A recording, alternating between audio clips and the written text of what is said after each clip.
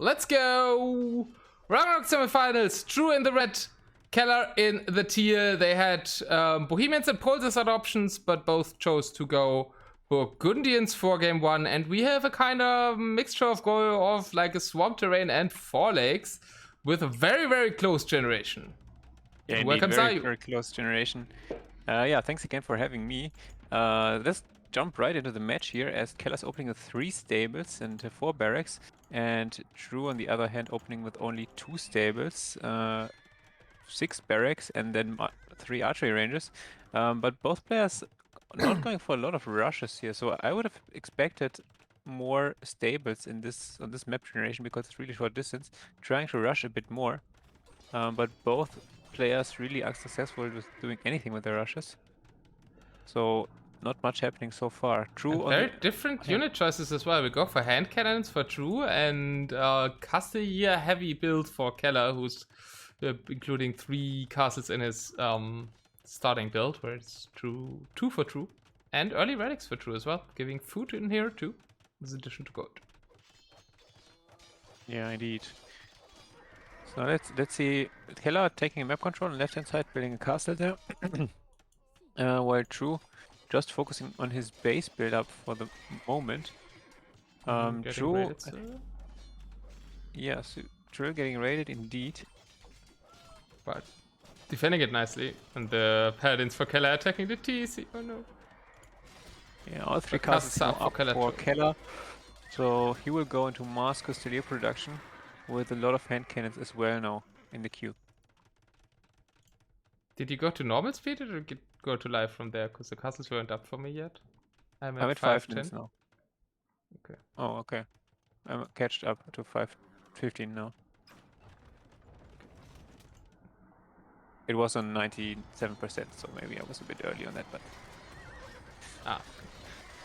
Fight happening on the left-hand side. The castle is stepped or stopped on the left-hand side for Kelar. That's big for True, and he's taking over that kind of huge but flat hill on the left terrain. Where are the golds at? Kind of might threaten this gold, but golds are purely in the bases and on the edges to the left and right. Also in the south, but not at the north. Unfortunate for True. Yeah, that's indeed a bit unfortunate for him, but it's not the biggest deal, I think. Not that much gold there. Also plenty of gold on the map, so it should be alright. Castle on the left-hand side, yeah, indeed. And better fight for True overall, already ahead in KD. Quite massively, 120 to 90. Now evening out a bit with Kelar cleaning up that army there. But it doesn't look like Kelar can get the hill, and that's a lot of map control for True. So right now True pretty ahead, also has bombard cannons out already. Do we have bombard cannons? Not even in the queue. First one queued now for Kelar, who's taking a decent fight under that though. But we'll need bombard cannons or trebuchets to kill the castle. But that fight with the Custodier numbers building, I mean, he has a slower start. He went for more castles, went more heavy into Custodier. So might pay off now to bring this back, and the KD is evening out. Kelar even almost, no, it's almost evened out now. But now the fight gets better for True again. Under the castle, hand cannons also dying to the castle. Kelar should leave here. Thanks for the follow, also thanks coming for the raid. Great timing at the start of the set. Yeah, we have a bombard cannon on the right-hand side from Kelar. Not sure why he docked there. There's nothing to be docked for, really. Demo ships! There's always demo ships. But for what? Like, he also docked on the left-hand side, but there's no, like, eco or anything, so... Oh, maybe for later. Okay. Fish traps. I don't know. Yeah, fish traps. Yeah. Well, due to the limited farming space, could be an option, actually, but I don't think so. I played this generation once, I think. And yeah, farm space is really hard to get, and it's a Burgundian war. I think fish traps actually make sense. But Kelar's losing the hill again with having wasted too much army under that castle. Now the treble fall. At least he's saving his hand cannoneers. So we do have more hand cannoneers on the field for Kelar. Now more incurable. Nice to see you. And thanks for the follow. Assumed that was a follow from you. Yeah. None of the players using the market so far. Both could sell some wood, I think. We're really low on food on both ends. And True is heavily housed. He's only on 160 houses. Hasn't fixed that for a while. He's building some house in the north now. but no castles going up, so he will be stuck on this population for a while. But I mean, he's still ahead. Like, Kelar is on 130 population only, so he's a bit behind. Also a rally count, by the way. True has one, Keller has none. They are on the sides here. Keller is gonna get the one to the left, and I think he's gonna get the one to the right too, but he has a monk on the left. So Keller will pull ahead with a 2-1. True has a monk coming back empty-handed there, so there was one on the right side that Keller was able to snatch. Yeah, left hand side he got the relic though, just bring it back, so it will be 3-2 for Kelar in the end. If Keller doesn't micro the monk on the left, then it won't be. Indeed. And it is getting raided now by the Custodians. So maybe killed. not. The wolf not being able to stop the army. Do you agree with Keller trying to get that left side hill back? Or should he try to mount a push from the hill he controls on the right side? Oh, there's also gold there. 2 golds actually. Yeah, I mean the hill is controlling a bit of gold and stone, and he also has 3 castles there, true is. And behind that is all his eco, so it's a bit tough because True has a very good pushing point from this hill. Not the easiest decision to make, and well, the game's over.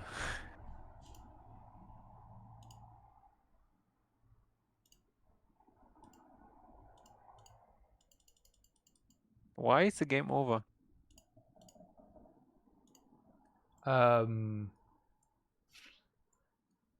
Because Keller's at 100 pop and out of food and doesn't have farming space. And all his farm villagers just got killed.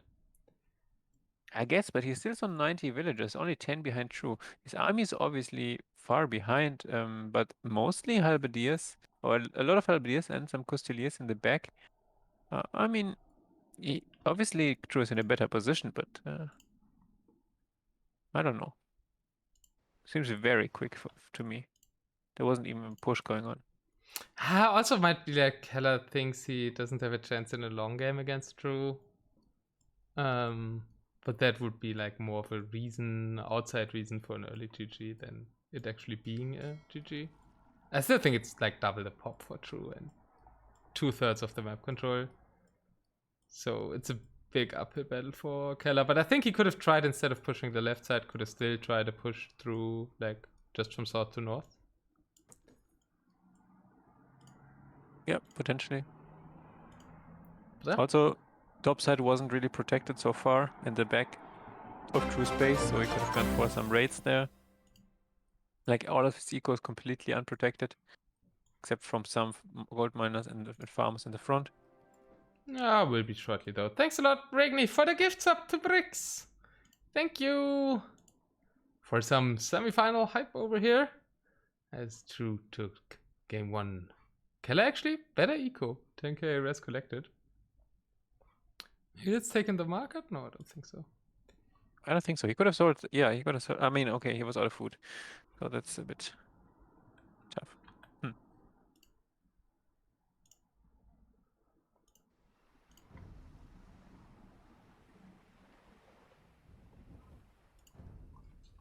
So, Keller's home map now. Meaning Saltmarsh, Kevesan, or Marketplace, and he will be able to pick 2 civilizations, and True can pick one of them that he plays with then.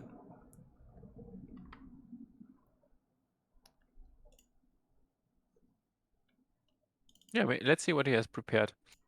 I reckon he has something prepared for Saltmarsh, since that was his first pick. So I would think that he will he will play that now. I think it might have just been True picking Golden Swamp, so he couldn't home map that, and then he picked Saltmarsh, and we're gonna see Dravidians versus Vikings, which is what he previously played, at least in like closer sets. But on Golden Swamp or on Saltmarsh. Yeah, I think we're nevertheless gonna see it on Saltmarsh. Oh, never mind. It is Byzantines against Berbers. So actually something from the last round, the set game for the last round. And I'm already loading in because they didn't send me a code. I can't send you a code. It's good. I can have pause though. You have it? Okay, then let's go live. Yeah. It's loading in. I'll speed up to live. And yeah, I think what Keller figured is that against Andy, Drew picked Byzantines, so he thinks Byzantines are better, and Keller is very sure that Berbers are better. And I think we maybe should not go to live. I'm already live, 1:55. Okay. Then, yeah, I'm live too now.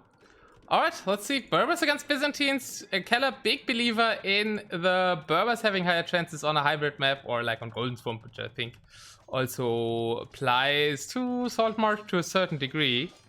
And he should have the better start, but Byzantines probably the better navy after that. Start seems kind of even so far, so Drew seems to be make up for the fact that he doesn't get Treadmill Crane here, but quicker to docks is Keller. 10 dogs and not a single dog placed for Drew yet. What do you think, Zayu? Yeah, quite a long range. Difficult here to make it work in the start, even against a non-treadmill civ. But he is ahead in the sense that Drew is housed for the moment, so not producing at max his possible buildings. And he's trying to get some docks now, but already ships there from Keller, denying the docks a bit. Ships are attacked though by the halberdiers, so let's see if he will be able to get the stocks up or not. So far, looking pretty good for Keller. Yeah, if Drew can't get any docks up, should be really good for Keller. Nice early start on the docks, has the galleons on that, as Zayu already just said. Just sending some units to the back to delay the halberdiers from getting to the docks, I think. With the cheaper camels, can probably lose some there. Maybe too many camels in queue, 60 camels, but it's also 100 galleons, god. That thing's pretty cheap for Berbers over here. I wonder why we don't see any demos. I think demos against the land army could be better and could also explode the docks that are coming up. Demos should be way... I mean, getting the early galleons, I can understand that to snipe the villagers, which he has successfully done. But now the army, the sea army is just dying to the camels and the halberdiers. So he needs to pull back and gather for a bigger army. Or just stack them all into the water place where the land army doesn't go. But yeah, demos would be a lot better right now. I don't think it's way too many galleons. But at least the halberdiers can't reach these ships here. But Drew now doing the demos, getting demo shots into that space that Keller crammed all his units in. Yeah. Also, water not as important as on Golden Swamp, I guess, because there is no gold in the middle, only spread around the outsides, and the gold actually is kind of strangely distributed over the map. You have one extra gold on the very left-hand side and one on the right top-hand side, both much closer to Keller. The map is trying to get us a better set. And get us to 1-1 maybe? KD pretty even, but I think there come the demos! Let's go! So... Oh, even Arbalest for Drew, which might all die here. Boom! There go the ops! That was a nice bada-boom. The best bada-booms are always on archers. Yeah, that's true. Keller has a nice castle up there that's also controlling the water pretty much. There's also another island with a relic that somebody could build a castle on. But as opposed to Golden Swamp, you cannot build on the terrain that units can walk over here. So less buildings in the middle. More ship heavy in that sense, right? Yeah, now the camel raid on the bottom trying to deny Drew's eco. That's doing a lot of work. But no player has taken the market so far, and I would have thought that you'd sell some food here.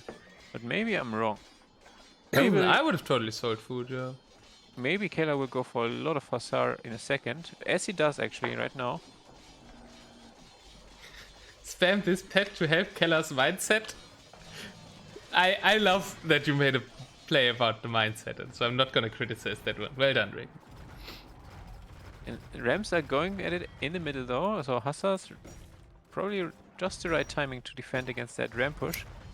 So that should just do some damage to the castle. Eco development way better for Keller. 39 to 16 villagers at the moment. So that should be way better eco development, while there is going to be a raid down in the north from Drew. Just attacking TC so far, so not doing anything. Why is the castle not killing the camels? Nice demos there from Keller, killing all the land army from Drew that was trying to go at the ships. And now he has way more ships. It's a really good fight for Kelar here. Yeah, True not really investing his wood and gold, but he also doesn't have any eco in wood or gold, because Keller's raid was super effective. And still only 25 villagers. And even skirms mixed in on water. Like, we all know True is in love with skirms, but why? Oof. All the hypes are going down. And nice demos on the ships as well. I don't think skirms do anything here. Your position is doing cavalry and ships. Yeah, I don't know about the skirms. Skirms die against everything. I mean, yeah, I guess he has the food for them, but he doesn't have the wood for them. So seems like a waste of wood. Yeah. Castle on left hand side though, being trapped down now. So the Huskarls that are just dying against the Halberdiers in the north could have been used to deny that trap push on the left or middle. Camels are coming. Side. Yeah, camels are coming. Just passing though. Hey! Going for raids, which yeah, is also pretty camels are coming, and then Keller lets me down. But still, there's like no eco for True here. Still yeah, that's where the camels are going, and they are gonna find some idols around the wood line. True looking shaky, looking a little bit overwhelmed. I mean, Byzantines is a hard play on this, and out of gold. Well, Kelar has a very healthy economy on both wood and more demos. Further demos with the extra speed, really effective, taking down all the Halberdiers and taking quite some ships. Can again bit in the wrong position. True trying with Siege Ram. That's an advantage that Byzantines get on water. Siege Ram are very good against Galleons, but not that great against demos. They also catch some demo shots, but they eventually still die. Yeah, now all the water is cleared. Kelar at pop cap while True is sitting at only 130 population. Still only 55 villagers trying to get up his eco now, but it might just be a bit too late. Castle on the left hand side now even being rammed by Berber rams. And it will go up though. The Berber ram could actually kill the house and then the camels could kill the vills, but would be a lot of micro for the game. Okay, Galleon now. Okay. Immediately that's easier, I guess. Yeah. than just clicking the ram. Yeah, Keller's slowly out of food. Needs to add some farming economy if he wants to keep making land units. Yep, and he's doing that right now. 3 monasteries, but not a single relic collected yet for anybody. There's one in the back of True and one in the middle lake. Where the castle got stopped. How did the castle get stopped? Did they get demoed? Maybe the Halberdiers. There are like 15 Halberdiers lying on the floor. Maybe that. Yeah, but it was True's castle, no? And it's his Halberdiers. No, it was Kellar's. I mean, it was Kellar's castle. True's castle got denied, and then Kellar's castle got denied. So non-castle land over there. True's castle gonna fall here in the south. Enough cannon gates out there, even for the Byzantines castle, who has more HP. Now we could see some amazing demo shots from True, but he's going back. And the Halberdiers do the job. Halberdier is pretty good against the ships when there's no demos around. But now demos will clear those halves up. Yup. Now we see camel archers on the top for Kelar. Will go for that gold in the north, and also has villagers on the gold on the left hand side. So gold, as I said, really nice here for Kelar on this map, who has 42 on gold and a healthy gold count, while True only 25 on gold and kind of low on gold as well. I'm surprised that he's even like this high in army count right now. No. He didn't spend like there was a phase where he didn't queue many ships and try to fight with trash first. I guess trying to preserve his wood and gold, or it was also out of wood a bit for ships later on. True likes to always keep a huge bank and try to invest as minimum as possible. Kelar has a way huger bank here though, 5k gold as opposed to 900. Yeah, and the castle being denied here for True, so he couldn't get that up. This island is just cursed, right? This is like the Bermuda Dreieck, the Bermuda Triangle of castles. It also is a bit triangle shaped. Yeah, I guess. I mean, not all the ships there are sinking. Would make it more Bermuda Triangle. Inverse by Bermuda Triangle, alright? Yeah, Kelar should really add some demos, I think. But I guess he's just trying to play the long game at this point, trying to deny as much of the extra gold and to mine as much of the extra gold as possible. And he has 4.3k in the bank. True also has 2k in the bank, to be fair. I mean, Kelar would have surely resigned if he was in True's position here and True was in Keller's position. Most likely. But So Relics True is one of um, the least resigning players in the game. So he will play another hour. That's true. Look at the galleons. Look at the galleon shooting. Okay, I don't know what's more funny, your attempt of a joke or that. Oh, Gen's gonna produce some amazing demo shots! That one can affect, man! That one can affect kill like 9 ships. At least.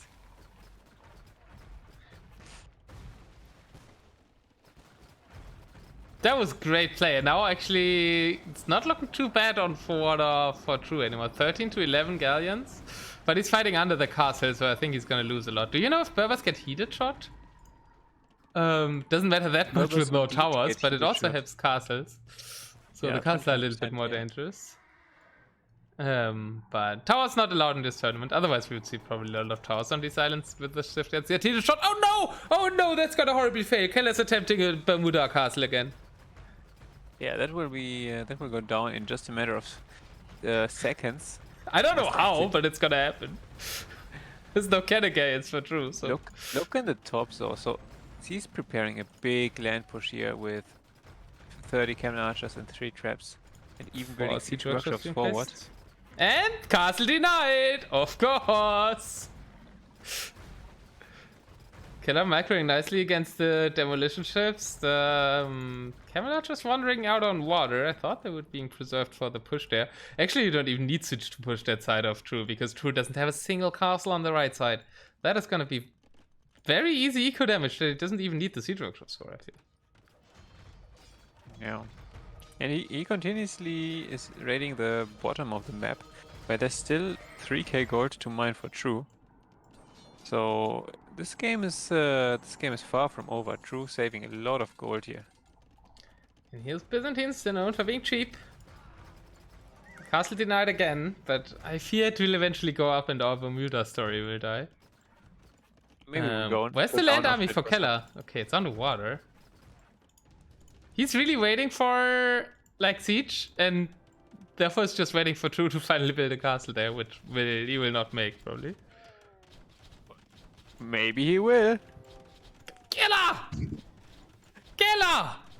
No, he's doing it on purpose, so he can't. Delete it. So he wastes more stone. See? Well, he's not killing the villagers. Okay, but now it's on 50%, so he wasted like almost 70%. half of his stone. Yeah, maybe. I don't think it was on purpose, but True calls it. Not another hour, actually. Calls the GG, well played, and the... How do you like properly say that in English? Like, there's the master, and what's the other part? Slave? No! I know master-slave dialectics and everything, but like, Kelar isn't slave. Did you actually just make a Hegel joke? That's amazing in its own right. But I don't think Keller's true slave. I mean, the slave is in the end the more important person, right? In phenomenology. But... what can I say? Yeah. There's also Master and Commander. I think that's a movie, right? Apprentice, exactly. Thank you. Favorite. So the apprentice equals it out with the master, and we're all slaves of Zayu's Hegel jokes. Amazing KD for Kelar, Berber demos for the win, and good eco development as well. With the dominant start, Kelar bringing his theory that Berbers beat Byzantines home, had a quite fortunate map gen, but also played that really, really well, I think. So yeah, we have ourselves the semifinal series. Yeah, indeed. Very well played.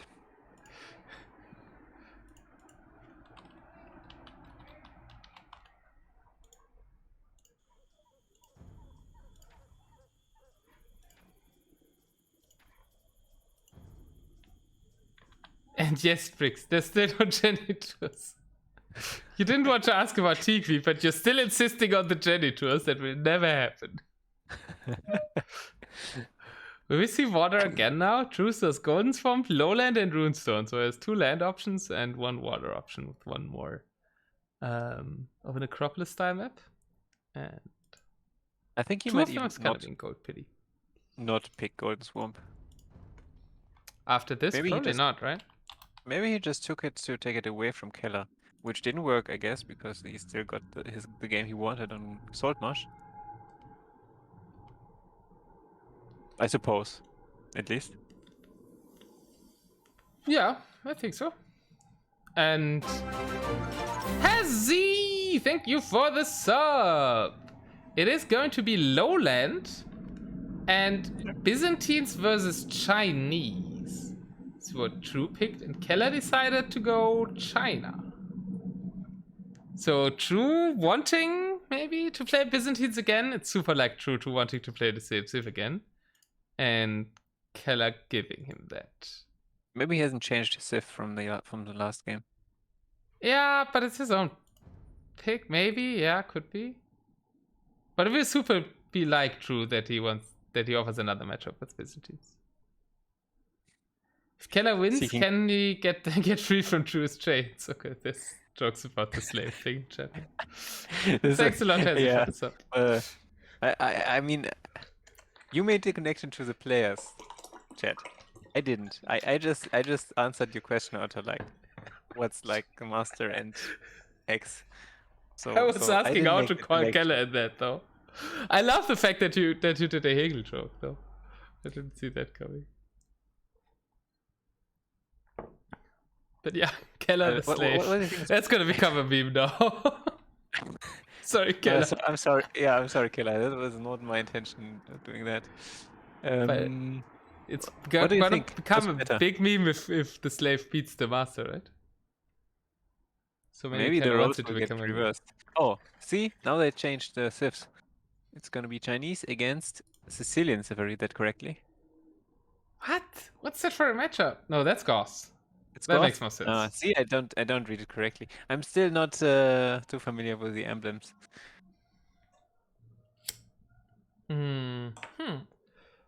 Chinese versus Goth. I think Chinese are better. Yeah, they don't get Pommered Cannon though. But they've got good scorpions. I think True really likes the Goth playstyle. Oh, it's Lowland. Yeah, right. We have to put that into account. Then I think Chinese aren't as good. Yeah, on Lowland, I think Goths are maybe better. I played Chinese on Lowland in a 2-hour game against KD yesterday, and late game they felt pretty underwhelming. And you can't really use this card on Lowland. It was against Malians though, so they had a unit that kills everything Chinese can make after wood runs out. Which Goths don't, but the champions are cheaper, and Chinese I don't think Chinese get supplies.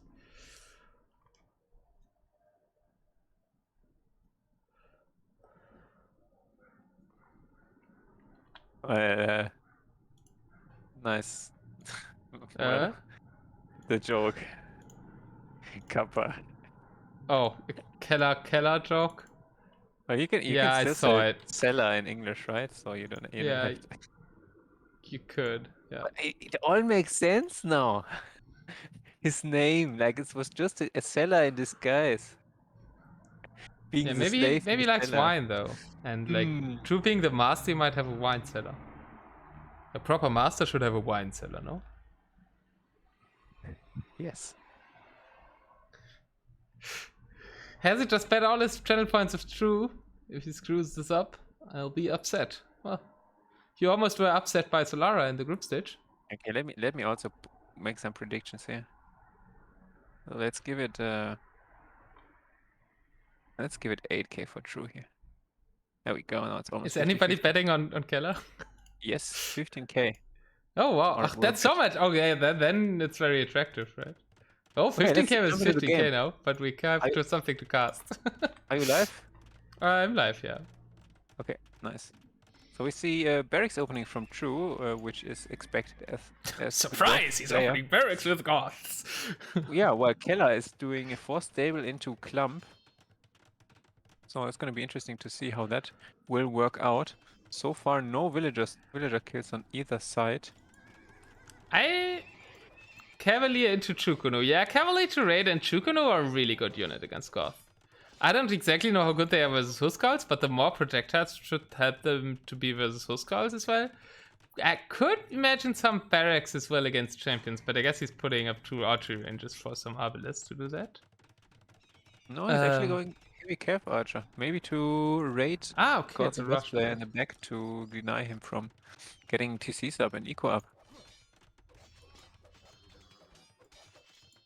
Yeah, especially like the food eco, right? Denying, as we saw in Han versus Goth, denying the food eco can be really good, and Chinese can do that even better with having also a faster start. Yep. And having better units, arguably, against Goth than Hunt, so yeah, that's why better. Yeah, and the rush from Kelar already doing some work, already killed 2 villagers, if I see that correctly. Rush from True dying completely to the Cavalier. So I like what Kelar's doing here a lot. Oh, look on the top right-hand side. Sneaky barracks from True going up there. So already putting himself in a position to raid Kelar here. Yeah, Chinese are known for getting eco up quite fast. Not if you go for 4 castles though, so eco denial might be really nice for True here if he can get the raids down. Now the Mars is trying to go uphill. There will be 4 castles up in a second.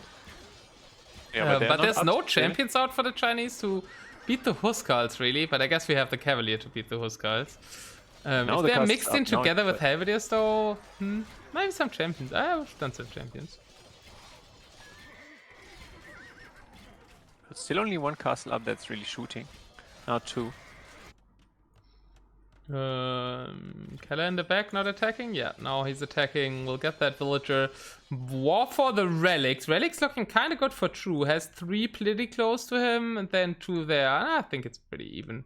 There's also, you could say, 3 close to Kelar with the 2 on the edges and the 1 in the middle.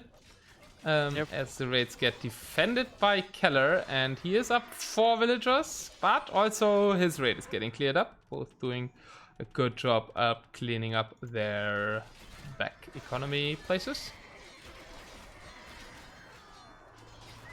Yep.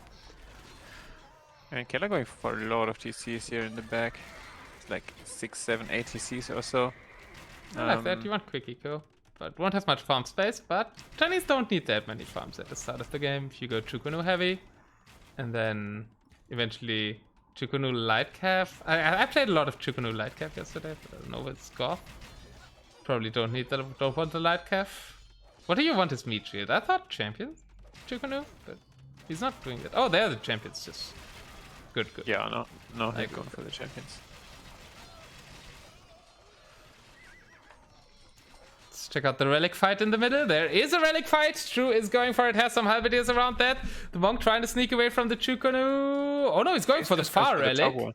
Yeah, you always go for the furthest ones first, because in the beginning you can snipe them, later on you can't. Well, that's a good play. So usually players send like 1 or 2 units to the relics to try to defend them from monks coming in.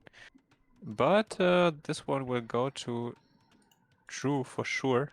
True also securing the right side one with a castle, and he's moving his monk, something that Kelar did not do in game 1. But game 1 agreeably wasn't decided on relic count. But it's a nice army for Kelar. I think like the champion Chukunu. Hard to imagine what Goths really do there. They could go Scorpions, but the Japanese then could go Onagers or better Scorpions.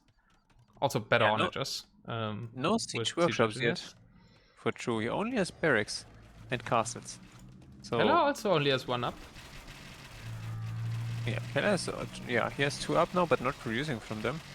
But a lot of units wasted here for True, who is only killing 2 villagers on the TC. And the monk was sniped! 4 cavalry sniped. Choose monk on the left. I guess it doesn't matter too much. Now it's that close that True can just send another one, and he has all the map control he wants. Just send me. So he will just continuously make attacks from the right hand side and most likely from the left hand side in parallel. Yeah, map expansion on the edges, I think, is what True's plan is here. Adding 2 barracks there to the left as well. Kelar trying to control the lowland on the left side, or expanding there, has secured 1 gold, trying to get that middle gold. And you oftentimes, like, the first goal on lowland is to starve your opponent of gold in the middle. Later on, it becomes a wood game on the edges. Such a good fight for Kelar here. Yeah, Chukano are really wrecking. Well, the champions as well. Yeah, champion And the Chukano. monk. That's Rip. stuff. And is Kelar sending a monk? True's getting that relic on the outside. Where's the monk from Kelar? Come on, Kelar. He's producing one. I guess we're gonna have to wait for that one. Has farming eco in the back now. Villager count pretty close for both. How are the Goth farms looking? They are starting to be there, but very exposed on the right side. True does have 2 onagers popping out though now, killing a lot of champions here in 2 shots. And now Kelar has to go back. He just produced some traps, so he should send his other Chukunus forward, I guess. But he also needs to have some champions as meat shield, which he doesn't really have right now. How is that a lot of champions? It's not a lot of champions. He needs champions. Yeah, they didn't kill I a say lot. They he has a killed lot of 3 champions? champions, the onagers. No, they killed like 8 or 9. That's maybe not a lot, okay. But they killed some. I only saw them killing 3, but whatever. A nice strike point for Kelar next to the castle, taking down the Chukunu numbers. Now there's more champions coming up. Its resources are really nice for champion production. Probably needs a bit more gold control, though. Only on that gold on the left side there, with not too many villagers. On the right side, not developing towards the gold yet. Has cleared some Chukunus dying to a castle. Some raids there, but I fear for Kellar's gold incoming build. I'm not sure what the plan here is for both of the players.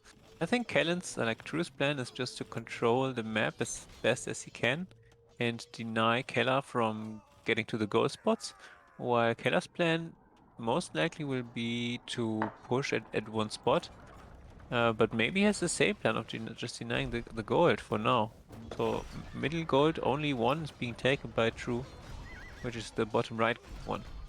I mean the middle one is just not really being taken. It's being taken out by Kelar. Please the TC there is. I think True's thinking a lot about I'm just gonna raid him from both sides, but so far, like, there was one successful raid at the left side, I think. But I think it was a lot. I'm gonna keep him at home while raiding him heavily in his economy and all the while taking the middle. I think that was what True was thinking. And Kellar's more, okay, I defend my base and I take away the gold spots from him. Which isn't too different, I guess, but it's a little bit different. But I think you are very right on the gold situation here. True already has 5.7 gold in his bank, so he's going for the 10k gold challenge. While Kelar is pop capped, still has some units in the queue, but is down to 700 gold and only mining the gold on the left hand side, which is quite a lot though, so not to worry right now. Yeah, could also get the one on the right side. He's pushing True back there now on the hill. I really like that True put a lot of castles on the hills, because like downhill castles die so easily. Like the one castle that Kelar did is really nice. It's controlling one gold spot and giving him an avenue there. You could argue for like one more there on the left side, but I think that's all the downhill castles that people should make here. Right side, arguably even too small for a castle. Yep, and right side castle from True going down. So that's one less. The middle being pushed back now, so Kelar can't continue his push. So this might be quite a long game here. Kelar drawing back. That goal's in the middle of the map. On the left side will become really important. I think Kelar True will very ineffectively, because he's gonna be pushed back again and again, mine the middle one. And then there's like 2 central ones on the left and right hand side, which will matter. And the left hand side is actually 2 that Kelar could maybe contest. So left hand side more important, and True's building a push there, losing some position on the hill to the right though. But that's a lot of Huskarls, but there's champions. They will kill the trap for sure, but if they go for it. They will die without getting anything if they don't kill the trap. I know True doesn't like to attack traps, but attacking champions with Huskarls is arguably also not a good idea. Yeah, I could have just sent 2 or 3 on the trap and just kill it. Yeah, and made his own champions. But there's a Chukonu, right? It's super hard. What did Goss do? Like, Siege should be the only thing that I can think of, but... I mean, Goth are pretty one-sided Civ, so you have to think about this if you pick this, so...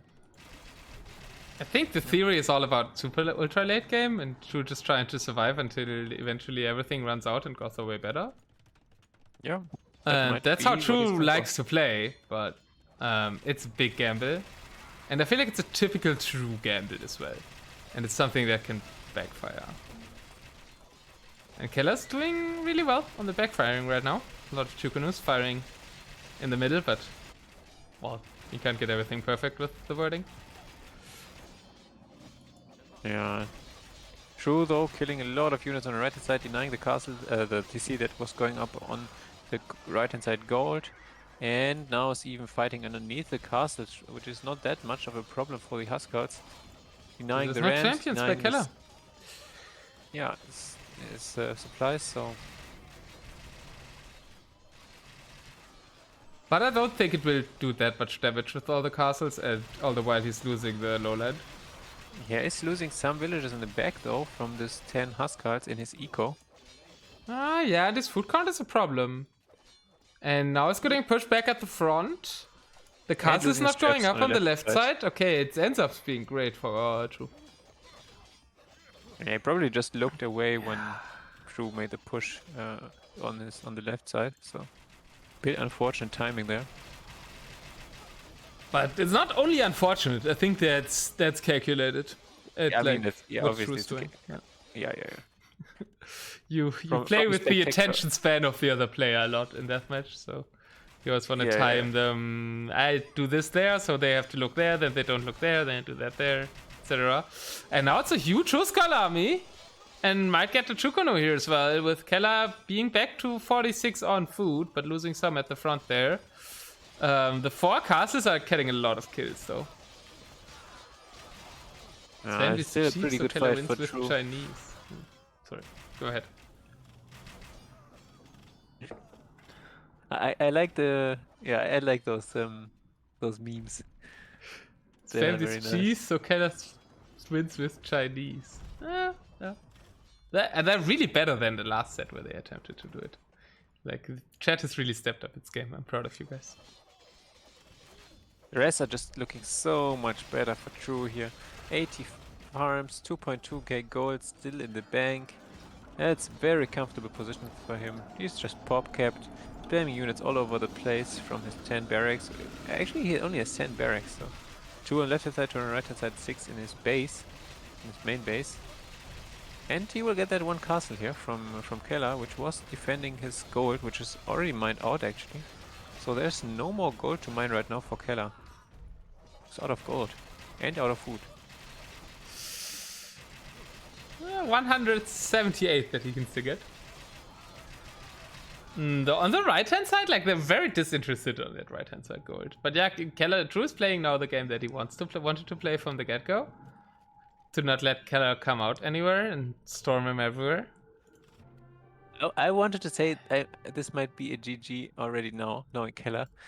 But you were talking, so I didn't want to interrupt you. But indeed that happened, so he just knows that this could maybe take a while, but he's out of gold and no chance to defend any of the gold spots in the middle.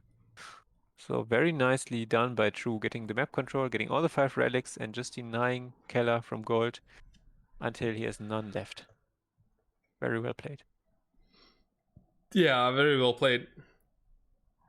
Even though I think Kelar did the right army comp, I don't think some Scorpions would have had that much more. But yeah, Rocketry Scorps maybe. Could have been a decision. Yeah, Kelar didn't win. I always do the score wrong. Thanks, Bricks.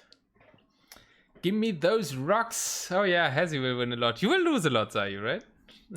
No, I betted on True. Oh, you betted on True. Oh yeah, then it's Bricks and Regni, right? The Kelar fans.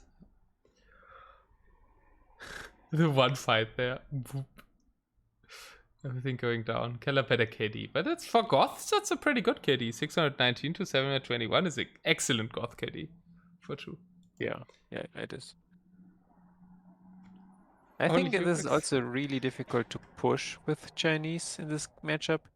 You can try, I mean, pushing through the middle is always never the right option, and you always have to support your push with buildings so that the Goth can't surround you, maybe even with castles.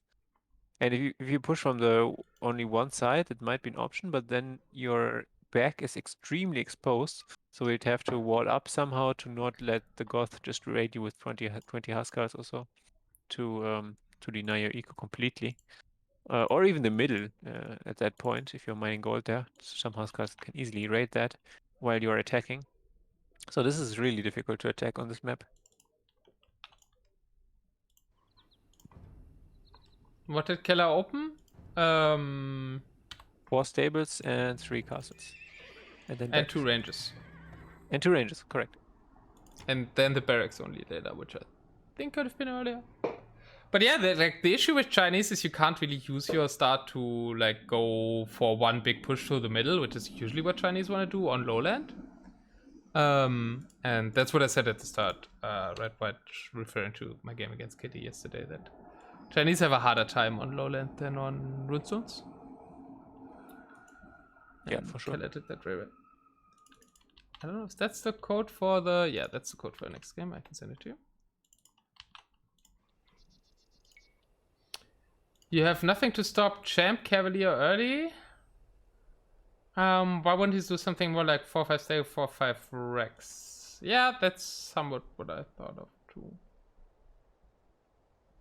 Calm down with your Cavalier side. Best of 3? No, best of 7 semifinals, Mr. Zanzan. Alright, and I'm already loaded into the next set. Next game, next map. Are you in? Gujara Mirror on Kevison. Indeed. I've played that a lot. And Kelar has 2. Yeah, Kelar has 2. Let's see what's happening here. So market very important in this one. So let's say that. So Kelar walling in 2 villagers that are working on the market, while True not going for the market at all. Let's see that correctly.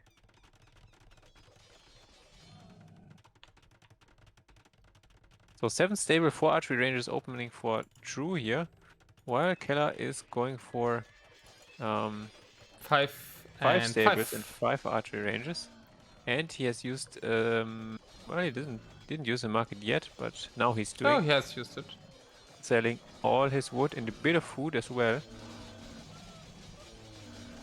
I think I'm way ahead of you. I'm at 3 minutes 50 right now. Oh yeah, you are. Let's speed He up. used the market at like 1 minute, but he used it later than he built it. I was going to live with like double speed. And True has the middle right now, building 2 castles there. Military numbers looking good for True. Might have speed up a little bit too much. Welcome to Zanzan and Telodes. But with the more stables, right, it should get better for Kelar after that if he gets more elephant archers out, having more archery ranges. True now adding more, going up to 8. And the market army will also come out for Kelar, so I don't think this is a done deal yet.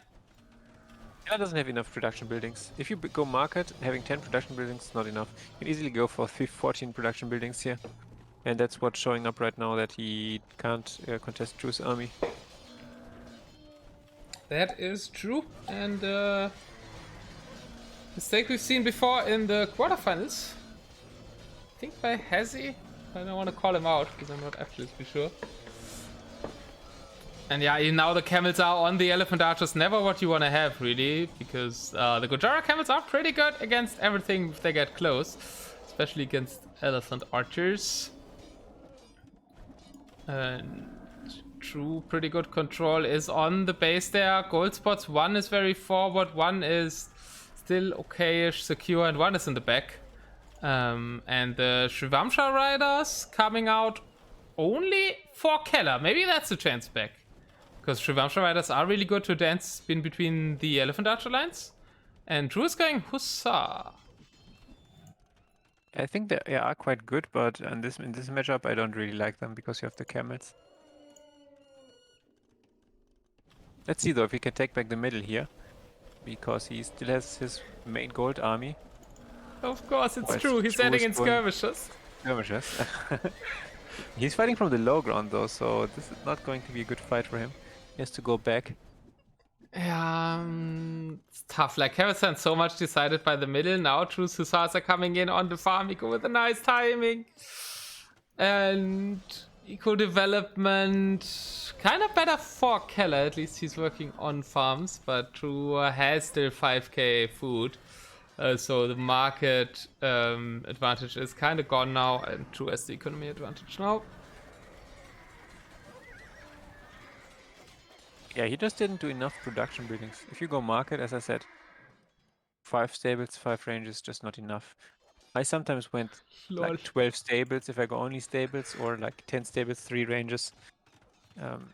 Then you can outproduce, but not like this. That's like downright mean. Why is it Keller mean? was True was sniping the farms of Keller. Keller had Oh. like these 20 farms placed there, and he started killing them. And I think then Keller deleted some of them.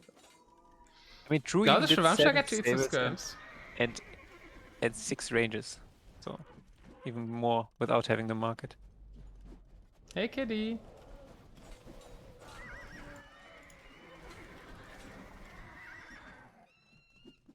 Yeah, and like you produce really fast. That's why you think you don't need that many. But then your opponent has more. And Keller was like lost the middle control so early on with True having the better production. Yeah, I mean, obviously when you go for the market, you will not have the early numbers.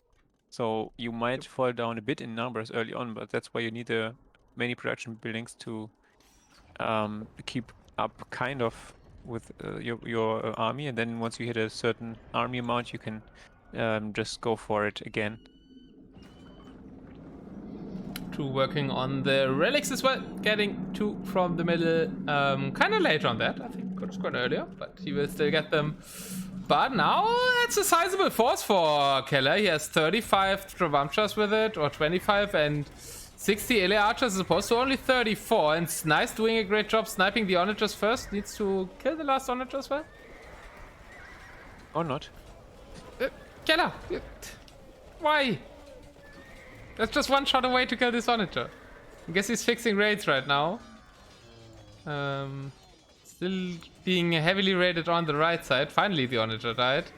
But I think the onager got way too much damage, and still numbers are better for Keller, and he has Shravamsha riders in the mix, which will catch quite some of the arrows. I'm really surprised we don't see more siege elephants. Siege elephants kind of do a better job at catching arrows than Shravamsha riders. Maybe it's because so many camels, but that also applies to Shravamsha riders. Yeah, but yes, I agree. But if you have camels, those elephants might not be so good. I think camels plus skirms are really good in this matchup. Yeah, the skirms are pretty good against the elephant archers, and Keller calls it. So True goes up 3-1. And it's Keller's. No, it's True's pick now. That was Keller's pick. Feels nearly man.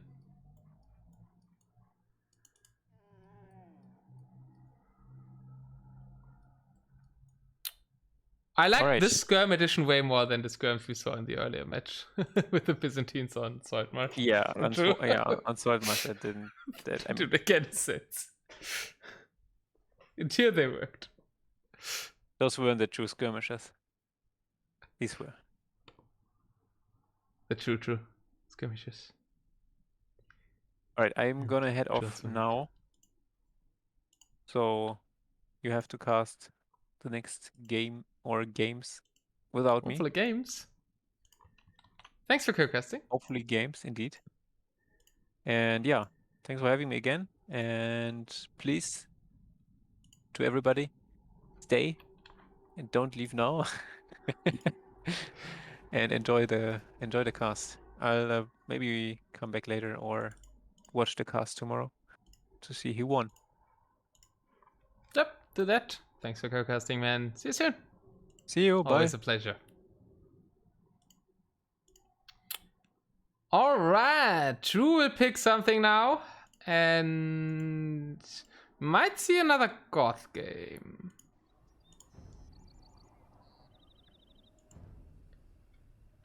Yeah, everybody's being sad. True is gone.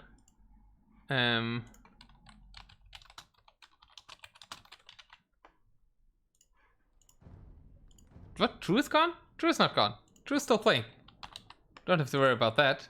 And we are on the swamp again, and it is a Portuguese war. Something that was in Deathmatch World Cup 3, a set map. And also in 4 maybe? Something we saw a lot in the past as well. And Katie still has bad memories about it apparently. Something also that Nili loved in the last World Cup. And True has beat a lot of it. Or as Major KT just said, because he sees Be Easy. That would be sad. I like to see Be Easy. Hey, Be Easy. And we're on the swamp. Swamp, something that Kelar likes, something that True likes too. Byzantines, Portuguese, probably something that Kelar trained more for last World Cups than True. Both these people know each other really well, so they kind of do stuff that they assume they trained more than the other person. A lot of dogs being placed for Kelar. 11 dogs placed, placing them earlier than True. Let's see who builds what. We have 4 stables against 3 stables and 3 barracks. Kind of like the barracks edition. Heavy is being really good on swamp, but then there is caravels who exceed against they're kind of scorpions of the sea, so they kill infantry really well, which is why okay, no, both are adding barracks. It's just 1 more stable for True, but not too many barracks, just 3 barracks each. Kelar once again being fast on the docks, having 2 up to True 0, so that's looking promising for Mr. True. And for Kelar, not catching up the villager quite yet here. Cavaliers just passing. 2 Cavaliers just passed by this villagers. And Brix is throwing more and more rocks at the people, trying to make Kelar win the game 5 over here. And some nice damage shots on that. So True's rush didn't do anything. Kellar's rush also not being microed perfectly, but we have 1 kill for Kelar and 2 for True. So in the end, True doing a little bit more in the rush. Also missing that villager though. And the Navy numbers, it's 4 versus a lot more dogs up. 1, 2, 3, 4, 5, 6, 8 dogs. So early dog advantage for Kelar. Nobody going for caravels straight away. Just going for galleons. A lot of galleons. A lot more galleons than I would thought. I think I would like my 10 galleons and then caravels. But we'll see. Because mass galleons get beaten by mass caravel. And in low numbers, galleons are better. Galleons are arguably better against demos though, so that's probably the reason for them to go that route. Good demo shots for True. Kelar maybe too heavy on demos, so he doesn't have the first mass out. Something he did not do in the Berbers vs Byzantines games, even though I think Kelar could have made more demos there, but he won it convincingly nevertheless. If you would have a gambling problem, call 81800, please help. No, you have to replace that with a number that I earn money with. Be easy. Okay, maybe I shouldn't make jokes on that. Gambling elections are a serious thing. That's why Sweden doesn't let people do predictions in my chat. And I don't think these predictions are too serious though. Heaven is getting in on the galleons here a little bit, but getting cleaned up again. Castle middle still under contention, both sides. Second castle from True going up. Kelar will also probably get this castle up. Villager counts, we do have very even. Military counts, pretty even. Kelar with the more dogs, a little bit better on the military side. Going for another nice right there. 2 TCs planned over there. Actually, one of them was denied earlier, is getting deleted now. And the Cavalier are a little bit stuck. Could get some more villagers, but we see some heavy fighting over here with True trying to deny the middle castle from Kelar, and navies crashing each other. This castle being denied, but that could be some mega big demo shots for Kelar. Let's fucking go! All the fleet of True is gone. Amazing demos for the German, and that probably means these castles will all go up. Fleet advantage huge for Kelar now. Needs some cannon galleons to get rid of the castles and maybe could push through. Sounded like very important demo shots. That was the whole fleet gone for True. Now has to rebuild it now. Switching to caravels is True, knowing he is behind in galleon number. So the only thing that he can do is caravels to beat the higher number galleons, like the choice of the adding caravels, but runs kind of into the same problem again. With caravels, he will be weaker against demos, and that means Kelar could do the same thing again to him. What is firing at these castles? True, just producing cannon galleons to their deaths, and there are, or bombard cannons, cannon galleons firing away as well. Bombard cannons rather the road that True is going, and I think what we saw in the pro games of the last World Cup a lot was more bombard cannon centric than cannon galleon centric, because they just fire quicker, right? So they are better with the ballistics for gunpowder units that they get, but Kelar doing some really nice raids still in the back, keeping True's economy low at 40 population. True somehow always has a good bank, but wood and gold will soon run out for him. Kelar, big military in the middle as well. Where's all the military? Okay, it's Helvetiers, I guess, mixed in there. There is 36 ships too, but it's 55 for Kelar, and he has the light cleft there as well. Demoed by ears. Career defining volume? Well, if it's damaging your ears, then it's rather career hurting volume, because that means you... it doesn't mean you stop watching, you're still here, right? But yeah, career defining for Kelar. If he kills True in this tournament, would be a major thing for him. And the caravels are out now, not that many demos. You're definitely still here. That's what you're trying to say with Def. Kelar wasting some cannon galleons under the castle. Oh, Kelar really shouldn't waste all his army on the castles. Per Portuguese do get heated shot.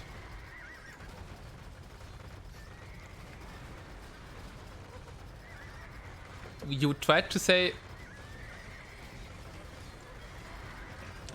Okay, good comeback, Kenny. Feel like Kelar's wasting here. Like, that fight is really not good, and now the Helvety is joining. Like, that's all the advantage he gained from the demos kind of gone. Still has the economy advantage of 109 to 66, so I still think Kelar is ahead. But that was a terrible fight for Kelar. He was so ahead after those demo shots that I think he lost quite some of his advantage there. Now mixing in some caravels as well. I think he needs to go for demos again. Worked the first time, right? Because it's spelled def? Yeah, I know. You also seem to know now. Kelar never really made this castle, so he also can't kill it himself with his own bombard cannons. We'll lose that one. Now trying to make the castle while the bombard cannons are still firing at it. I think he deleted it now. Noticing that from his stone count. Close water fight now. True's numbers dwindling again, mainly because all the raids from Kelar are denying him wood eco. And I love that the raids are especially focusing the wood villagers with him having 500 there. That's one light cav. It's gonna get quite a lot of kills over here. Now there's Helvetiers on it, but did do a good run. Drew down to 67 villagers. We need some Fatorias. Don't think so. There's still golden wood on the map. And True calls the GG. We won't see any Fatorias, but we will see full-on water map wins for Kelar. No, actually he lost game one. That wasn't the water map. It was MegaRandom. Yeah. Both water maps being won by Kelar, and has he lost all his rocks? Dum dum dum. Impressive play from Kelar, having more dogs up faster, plus the great demo shots, giving him game number 5. And 2-3 after 5 games. I think we can be very happy with that, how this set is delivering. Kelar can be very happy with that. Way better economy, amazing raids by Kelar. And Kelar playing like this against True is really, really promising that we might see a... deep German contribution in the next World Cup that is about to start, the qualifiers next week. So in 2 days. And It's not gonna be Nilly, but it's gonna be Kelar. Yeah, if Kelar can play like this, yeah, I think he's got a really good chance in World Cup. That was very impressive by my dear friend. And yeah, time for a little bit of music, because I need to do a short break, and then we go into game 6. Yeah, thanks, Kitty. It is 3-2. And we're hopping into game number 6. So, really nice set over here. Not with the 3-hour game so far, which is something I don't mind that much. Even though I love the Brew favorite set, don't get me wrong, but it was hard to cast till 4 AM.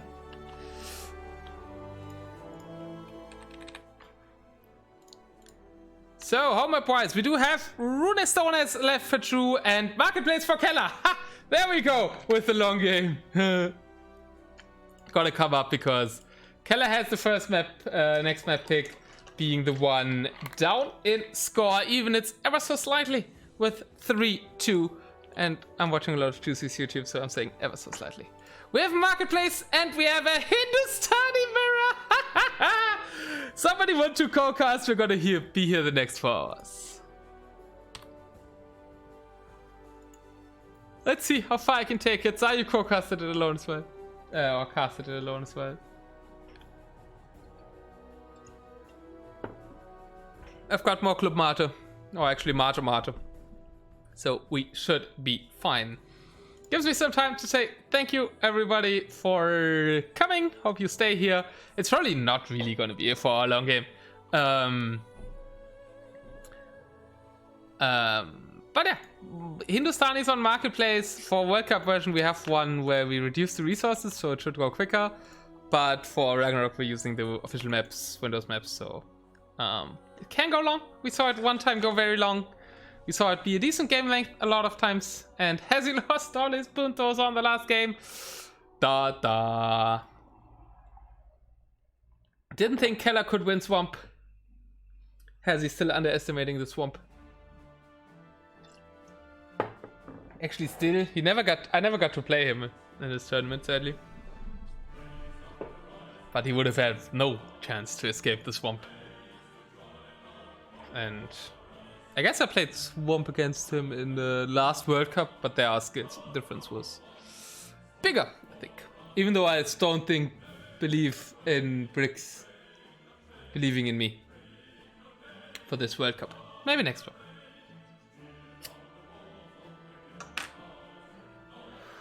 I thought True after playing 20 years would be good at this game. Kelar after playing 2 years is good at this game as well. But I still think True is also still good at this game. Hindustanis on Marketplace. Get ready for a lot of camels. Maybe some raids of Gulams. And quite some Habitiers mixed in probably as well. Match point. Second match point of this set for True. And Kelar picks Hindustanis on Marketplace. Wanting to give us a longer show. Let's see if it can happen. They are both on one side, so main fights should happen over here. We do have multiple 4-tile golds spread over the map with one main gold for the players. Main golds both in the back, so pretty safe on that one, obviously. Markets in the corners will play a huge role. It is a 1v1 where you can trade. Go and bet for the Hindustani player. Yes, I'm pretty sure the Hindustani player will win. I am also convinced that the Hindustani player will lose. So Schrödinger's cat bet, we don't know what will happen to the cat in the box that is at the same time dead and alive. The Hindustani on the Marketplace is at the same time winning and losing. Market cards used for scouting. Build otherwise we have 6 stables and 4 barracks for True and a market. 4 stables and 5 ranks. Like, again, building early market for Kelar. He hasn't used it, okay? But then less stables. That's weird. Killed him in the Gujaras game and he has used it for 3k and then goes for only 4 stables. I think if you go market here, you should go more stables. Feels a little bit like the Gujara war where the building amount wasn't big enough for Kelar to our mainly Zayu's analysis. And True going for the sneaky forward castle here. Kelar doesn't see it yet. Is trying to place a market. Not good. Yeah, he will miss that one. Kelar always proud of doing the outpost destroyer, told him. Doesn't have an outpost there. Kevin's trying to get in on this villager, but she will finish the castle over here and then developing there. Okay, that's fine. And there's a castle placed now. And the villager going to it, so he's potentially going to see that castle and could kill it. Do you really want to go for a market so early? I think the theory is camels kill everything in this match. Oh, I'm sorry, there's a really loud police car in front of my apartment. You probably heard that. The ambulance is here for Kelar. Let's see. He did find that castle and he's gonna will find it. You can't tower it. And it's also too late to tower with 83%. Drew trying to hammer it up. Yet, yes, I will completely watch this will fight and ignore the rest of the game.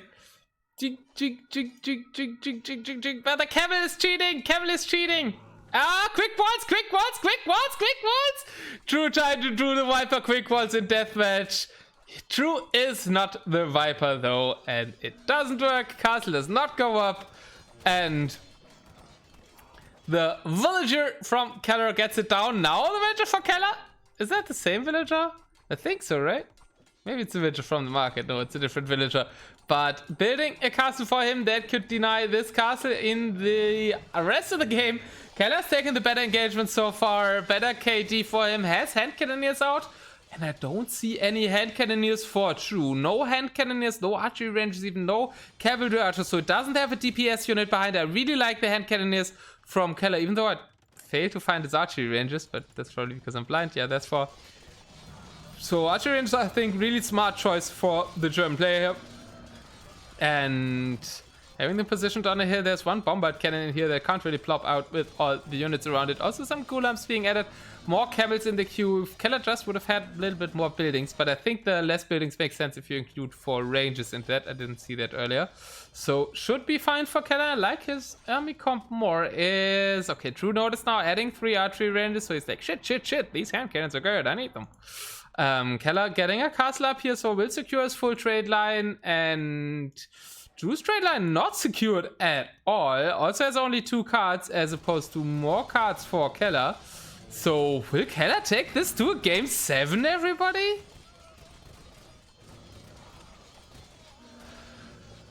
Quick words on fast speed with units that move faster and fuel scout. Not sure it's possible. Yeah.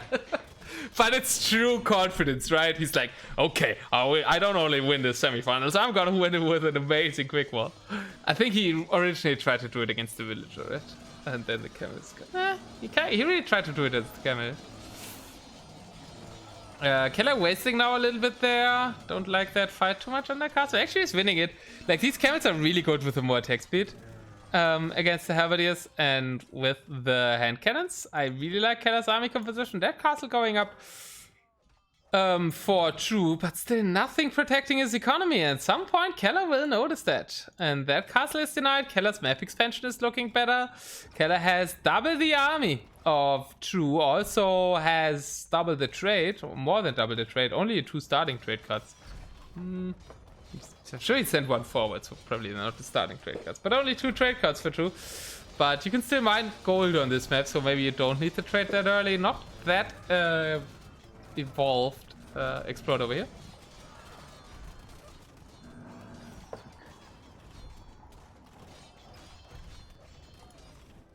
Trebuchets are out on that castle. Drew has bombard cannons, has his own hand cannoneers now. Oh, but no, it's true. Never mind. He's not going hand cannons, he's going skirmishers. But why? It is marketplace, you can trade. Why would you go for the trash unit? Just because you're 22, you're doing it. We had 1 really good skirm usage.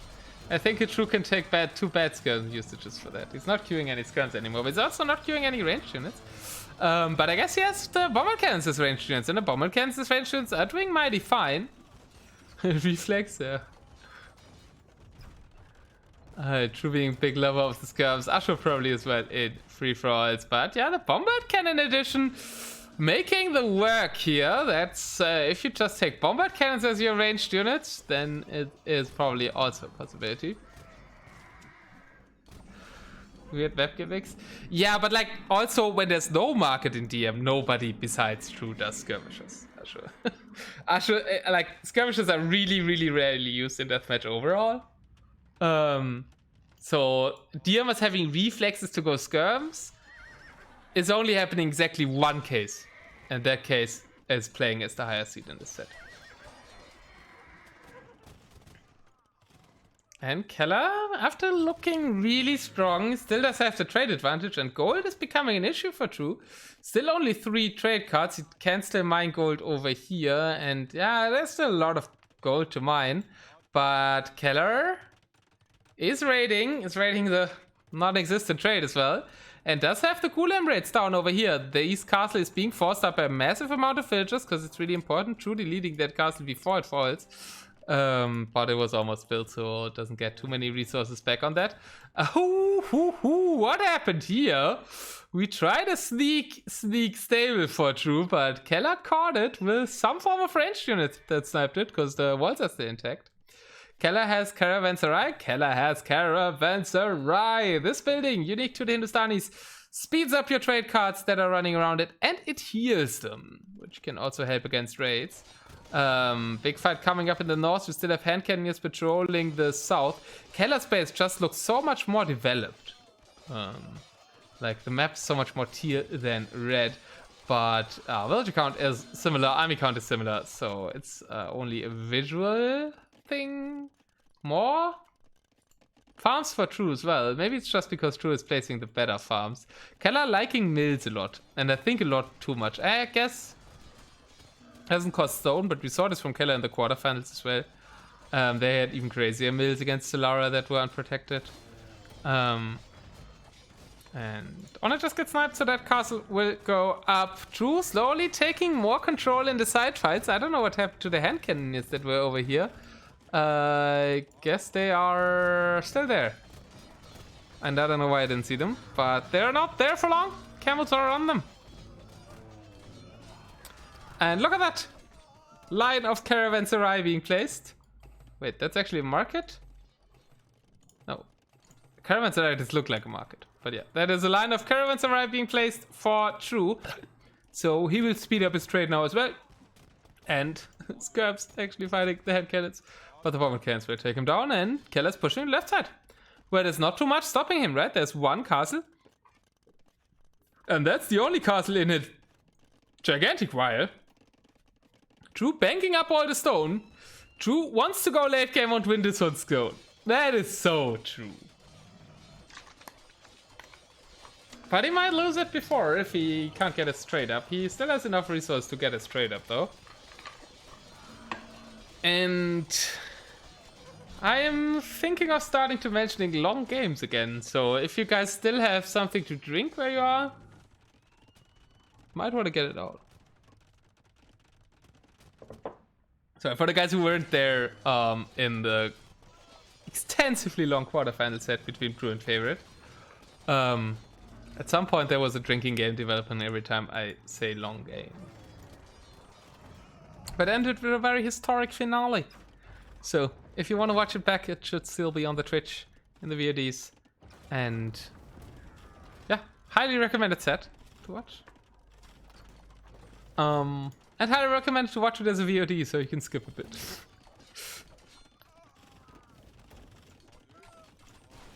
Forward cannon falls, stink, by the hands of the Gulam. Also raids over here. Trade card number still 50 to 11, so still way better for Kelar. 60 villagers on gold though, so True's philosophy is I'd take the gold on the map first and then trade later. But that also means that if your trader, his trade ever gets cleaned, he can't just switch villagers to gold to get it. While Kelar is preserving more of his gold piles. And also doing a really nice job raiding. Now it's cavalry archers, which have one advantage over hand cannoneers in the sense that they are the far better raiding unit for raiding trade and everything. And there's a pause. Okay, it's already done, seemingly. Two adding a castle there. And getting really good ratings in here in the south. But there's just so many caravanserai and so much trade for Kelar. It's horribly getting stuck though. Kelar really needs to clear up his trade or probably take this wood, but there's raids all over. Kelar buying food after the farms have been heavily raided over here. Kelar still trying to mount a push into the trade at the north though, but 2 castles now on that hill with the stone bank of True. Are we still alive? Look a bit shaky at a moment. Looks everything good. 40 viewers as well. Welcome everybody to Ragnarök Semifinals. And what could be the last game or the next to last game. And very close still, both 200 population. Looks like more individual raids for True, but not the most effective, right? Rather single camel raids, 29 to 40, but though the food count is looking better for True. And the farm count, True now pushing back in the north. Gulams are there. Could raid the wood lines maybe, or go for this farmland here. Maybe try to snipe the trebuchets, but I think looks like Kelar might lose this position. Is he switching to do something on the south? No, there's also True attacking. Even though Kelar has more overall army, he is being pushed back on both sides. Guess he will push back in the north, but still might lose that castle. Investing a lot of stone there. Gulams take down the trebuchets and buying stone now for quite heavy prices. But with all the trade that he has, should be able to afford that. In the south, True getting dangerously close, building a castle on this hill. And that's only one castle in between that, as Kelar still concentrated on the north. Might be the window for True to pull the deadly push at the south. That is looking good. If he can get that castle up, he has a really nice position. Not too far away from Kelar's trade. Kelar hammering up another castle that's not fully on the hill. 4 trebuchets are there, not too much army from Kelar. Probably needs to send some of this to the south, sending it raiding so it dies and he can produce some more in the south. Whereas the army really needs to clean up his trade line. This caravanserai is sending everyone to those buildings, but I guess his worries are bigger as the castle on the south has fallen. Their castle might fall quickly as well. I think it's even under the hill from these traps, kind of half on the hill as well. But this castle is going... Is it going up? There's units for Kelar, but there's more army for True over here. Overall, similar army count, but Kelar still has quite some pockets of idle army in other places. Sorry for the ambulance again. Let me turn to military map mode. Some stuck here, some stuck there, some left there, and his army isn't all in one place. With Kelar being unable to, needs to press the all idle military hotkey ASAP, I feel. Otherwise, he will always have the worst numbers in the fights.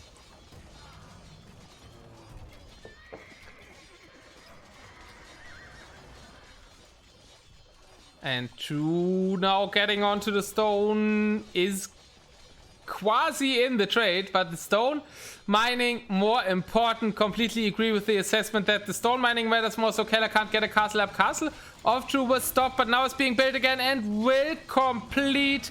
And I feel so might the set, not sure. Kelar could hang in here. I think now finally clears up the trade. Kinda when the game is looking like it's closing out. So many dead people in this game. His enemy has to come every 2 minutes. It was the second ambulance. I don't know what's happening. Kelar calls the GG. And True enters the finals of the Ragnarök 1v1 deathmatch tournament. Well played to True. Also well played to Kelar, who won 2 games here after True. After the Master, he playing against the Apprentice. And not the Slave, but the Apprentice. Won 2 games, but the Master prevails with the 4-2. Kelar had a nice advantage in this game. Military pop at some point, 140-36 after the first fights, but then True was able to hang in even without the hand cannoneers at the start, and Kelar's army a little bit misplaced around his base in the end, so True could go for the successful push. Overall, True had the better KD at the start, was a good chance for Kelar though. Hey Kelar, think you can be really happy with your performance in the tournament. Finishing 3rd, 4th, taking 2 games of True. Well played, and the Apprentice at least beats the Master on water maps. And since it's a semi-final, I'm gonna ask True if he wants to come in for a win and two.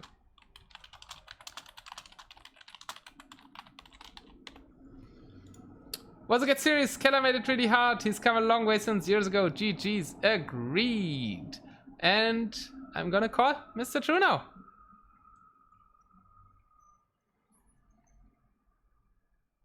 Hey, Kellen. Can you hear me? Oh, there we go. Hey, Otter. Perfect. Congratulations. How do you feel? Thank you. Oh, feeling good. Played pretty solid there. Kelar gave me a good run, though. That was a great series. I enjoyed that one. I did too. Well played. But Thank you. you have to think about the water maps again, right? Or did you train Kelar too good in that?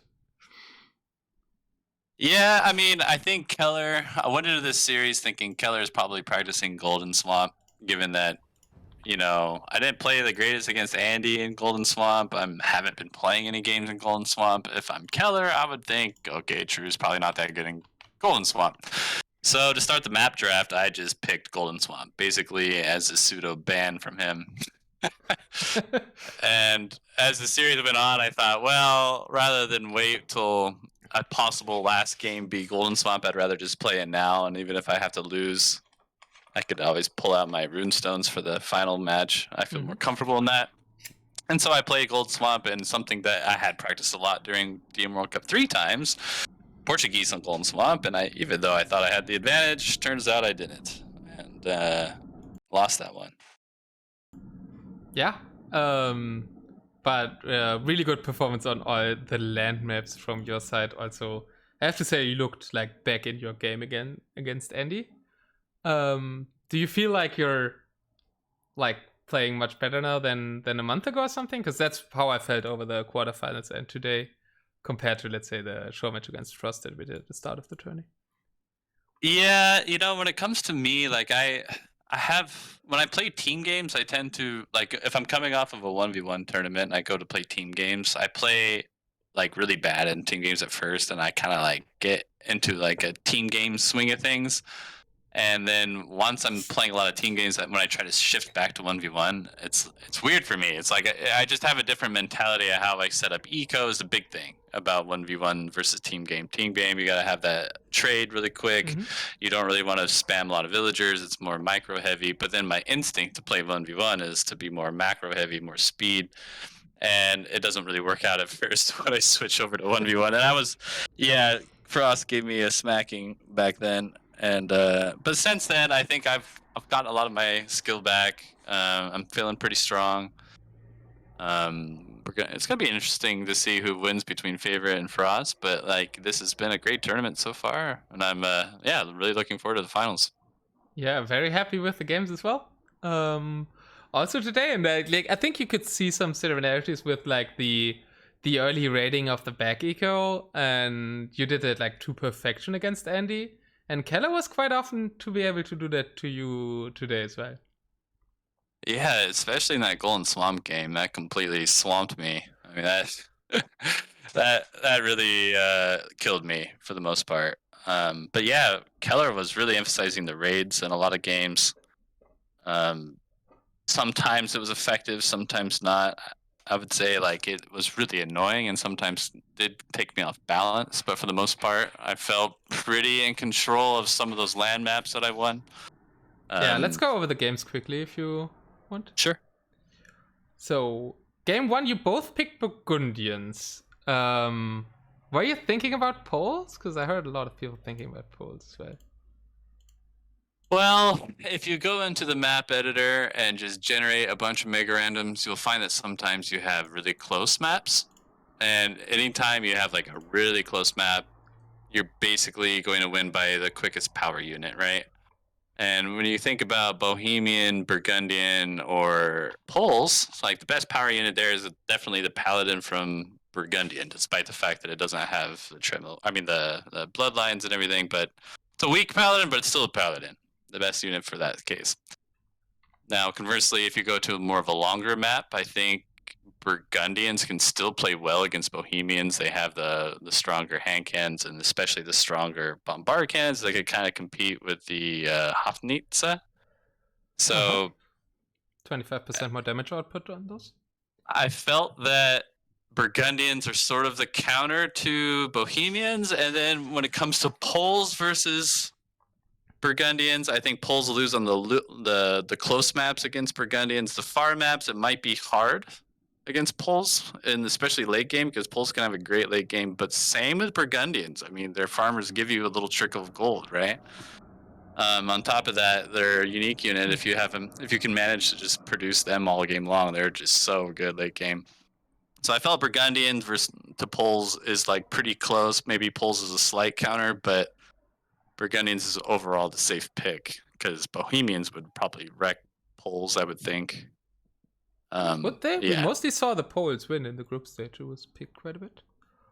So I Poles think against Poles kill Bohemians, but oh, I don't really? know about like it's maybe a different level in the group stage than what you guys played. But in the group stage we saw Poles, I think, winning all matches against Bohemians. Well, I think Funny Liquid might be picked it pretty- in both the sets and won with Poles every time, and I think somebody else picked it as well. In any case, that was just kind of my quick analysis of it, and I chose Burgundians. We shouldn't be talking about that too long. For the game itself, did you feel like you had it in the bag when you took that left hill? Or do you think Kelar could have gone for a push through the middle or on the right side? He might have been able to do damage middle right side, but I felt like that left hill was so huge and kind of overlooking his gold mine and his base. Like he, at best, if I take that hill, he could like deny me my own gold and try to push into my base and go for something like a base trade. But even in that case, theoretically, I should still win having the better hill position than him. I think really that hill was just so critical, and he recognized it pretty early, putting a villa up there quick and walling it in, building a castle. But his army didn't reach there in time, and I was able to fight downhill on his army, which I think kind of swung it in my favor. Yeah, he had one good fight where he cleaned up your army, but then took another bad one under your castle, I think. And you secured the farming space, I think, which also mattered a lot. Yeah, then definitely. he went Saltmarsh, Byzantines, Berbers. And I know Kelar has been saying Berbers beat Byzantines on Golden Swamp, and you won it with Byzantines against Andy. So he could count on you picking that, right? I felt like, okay, Kelar is definitely counting on me picking Byzantines. And for a moment, I thought about picking Berbers. I just wasn't sure, and I thought, I'm comfortable with Byzantines. I feel pretty good about it. I'm picking Byzantines. And things were working out okay for me at first in Byzantines, but I actually think, like, Kelar probably intended that to be Golden Swamp and not Salt Marsh, but I had basically banned the Golden Swamp from him. But I actually think that worked out in his favor. I think maybe Berbers is even better on Salt Marsh than Golden Swamp for that matchup. Because the water is further away from the starting spots than on Golden Swamp, right? That and just the fact that you don't have like a middle to just push for. Like in Byzantines, when you get going, you can push for that middle with using rams and like the shipwright ships. But in that game, you could just like the keys were more of those side golds, the relics, and it was so much harder to spread out all my attempts to take the relics, take those gold mines, take map control, while he's just raiding me and attacking me everywhere. They're very mobile, the Berbers, and I just couldn't keep up with it, so he beat me. Yeah, power of Saltmarsh, and really well played by Kelar on that one. Then you picked Lowland Goths against Chinese. I think we kind of saw what your thinking was there, because it worked out pretty well, or what do you think? I'm sure if your thought was that, okay, Kellen meant to just grab land quick, all the relics quick, and then just starve him out, that was basically my thought. Like, the thing is, Chinese and Goths are pretty close. Like, a lot of people might think Chinese are actually better, especially if you use Scorpions, but then Goths should be able to handle scores pretty well using bombard cannons and even onagers. Another thing, too, is that Chinese don't have supplies. So basically their champions are more expensive. They're not really cost effective, even against Huskarl. So really, it boils down to Chinese trying to use Chukanu, Champs, and maybe some Scorpion, but all that can be countered by Goths. And the things he's relying on, in particular those Chukanus, are needing him to build the castles with now treadmill crane. Chinese, they start with 6 vills, but still, it's going to take him a while to get those castles up and build a take-back map. And I figure if I just take those relics quick, he's not going to be able to really push me, especially since you start on a hill. Yeah, 5 relics, just some control of the map, and a lot of Huskarls won me the game. I think the mobility was somewhat key. I think, I like what I said during the cast was also that I think Champs Chukunu is the right composition. And if you fight it like one spot, it looked to me like it still beats Huskarls. Like if you have the champions in front and everything. But it just felt slower, and I thought you're trying, and you built those side barracks really early, right? And like get the control there, nail him down in his base, and just like kind of evade his pushes in the middle and deny Zico until he can feel the launch of force. That's how it looked to me. But without the supplies, like he may win fights with just Chukanu champion, but I don't think they're cost-effective wins. That's the key. Like cost effectively, I think I could swarm those fights and even win them. And even if he kills more of my units, overall, I think cost effectively, it's in either my favor or it's really even. That with me taking the relics so quick, kind of just put the pressure on him to push me when I thought it was going to be really hard for him to push me with me having bombard cannons. Yeah, so I just felt good once I had the relics. I felt like there was very little chance for him to win. Yeah, well played on that one. The Gujaras on Kavasan looked kind of one-sided by Kelar not going enough buildings. It's more that he took market early and was relying on doing like a big push with market. And I think he knew that he was risking losing the middle with taking market so quickly. And I mean, it was not a bad idea on his part. It could have worked. I think just perhaps he took a couple of early fights that he needed to just mass first with using market and then try to hit me. And I think today's world in DM, a lot of people don't really know how to do market pushing anymore. That's kind of a lost art. It used to be a huge thing, especially on Voobly. But today, people don't really do those kind of market pushes anymore. Anyway, yeah, I think if he had done it a little differently, he could have made that a really hard game or even won.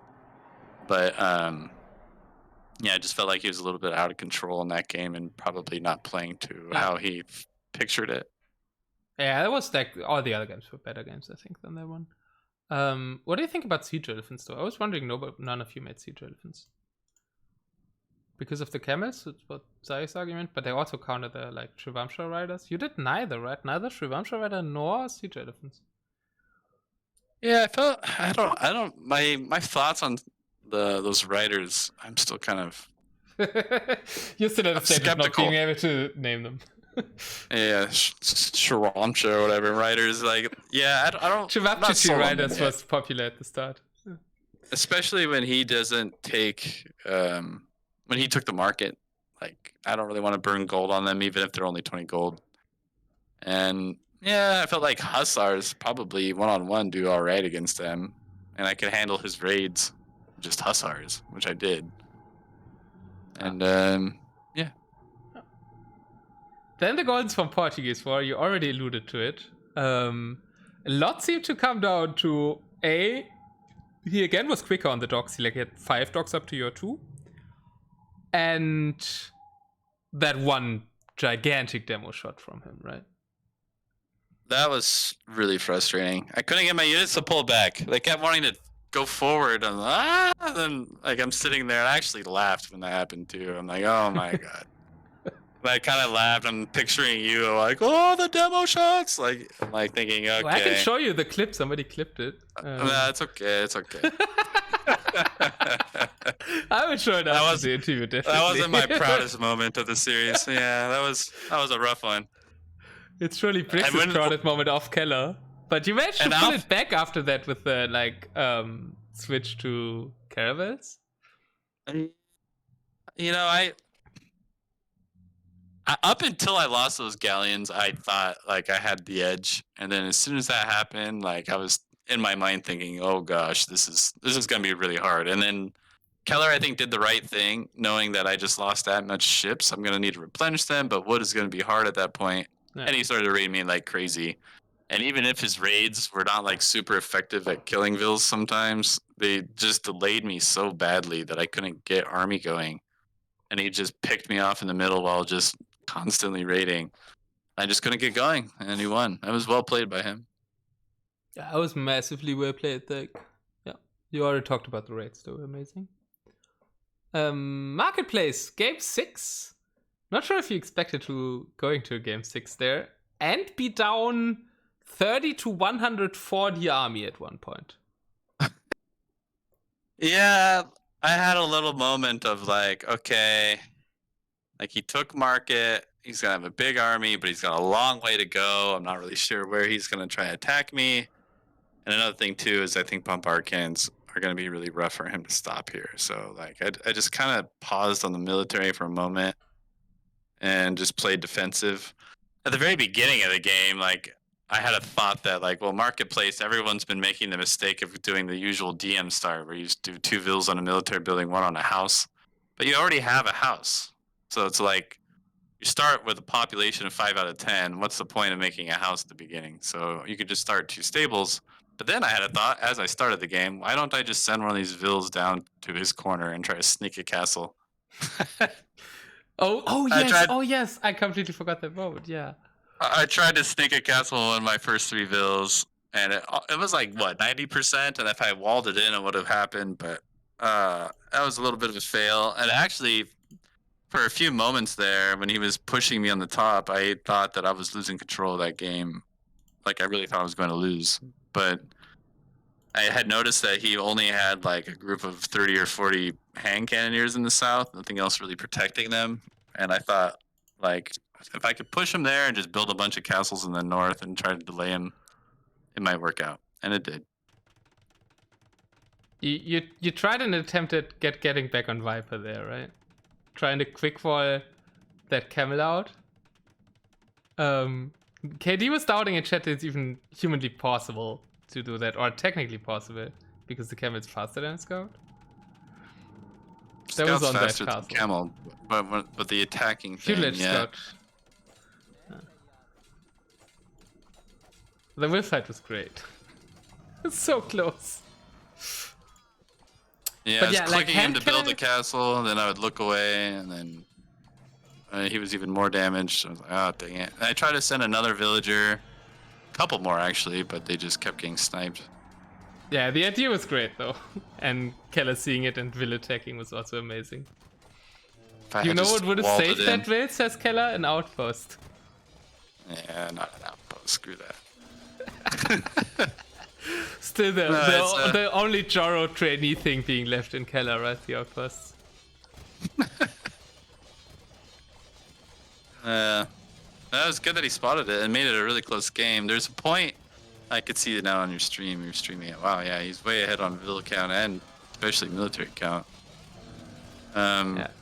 But yeah, there's a point where I really felt unsafe, which is when he was pushing the north.